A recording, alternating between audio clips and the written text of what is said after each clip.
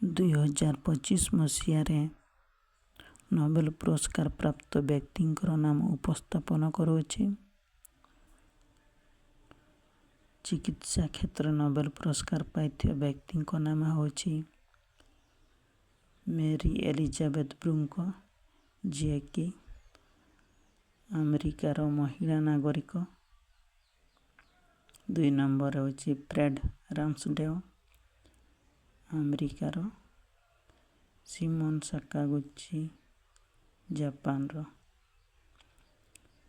ଏବଂ ପଦାର୍ଥ ବିଜ୍ଞାନରେ ନୋବେଲ ପୁରସ୍କାର ପାଇଥିବା ବ୍ୟକ୍ତିଙ୍କ ନାମ ହେଉଛି ଜନ୍ କ୍ଲାର୍କ, ଇଂଲଣ୍ଡର। ମିସେଲ ହେନରୀ ଡେବ୍ରେଡ୍, ଫ୍ରାନ୍ସର। ଜନ୍ ମାଥ୍ୟୁ ମାର୍ଟିନିସ୍, ଆମେରିକାର।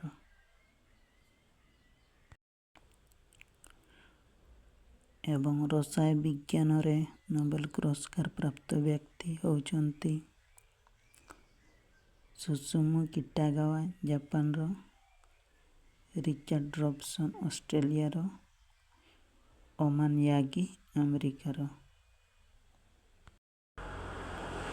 ଅର୍ଥନୀତି ବିଜ୍ଞାନରେ ନୋବେଲ ପୁରସ୍କାର ପ୍ରାପ୍ତ ବ୍ୟକ୍ତି ହେଉଛନ୍ତି ଜୋଏଲ ମୋକିର, ଫିଲିପ ଆଗିଅନ, ଫ୍ରାନ୍ସର। ପିଟର ହାଭିଟ୍, କାନାଡାର। ଏବଂ 2025 ମସିହାର ନୋବେଲ ପୁରସ୍କାର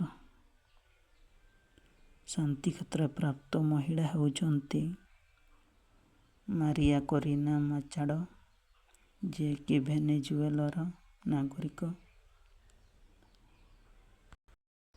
ଏବଂ ସାହିତ୍ୟ କ୍ଷେତ୍ରରେ ନୋବେଲ ପୁରସ୍କାର ପ୍ରାପ୍ତ ବ୍ୟକ୍ତି ହେଉଛନ୍ତି ଲାସଲୋ କ୍ରାସ୍ନାକରକାଇ, ଯିଏକି ହଙ୍ଗେରୀର ନାଗରିକ। ଏହିପରି ଭାବରେ ଓଡ଼ିଆ ସହିତ ଇଂଲିଶ ଭାଷାର ଜିକେ କରେଣ୍ଟ ଆଫେୟାର ପାଇବା ପାଇଁ ହେଲେ କମେଣ୍ଟରେ ମାଧ୍ୟମରେ ଜଣାନ୍ତୁ।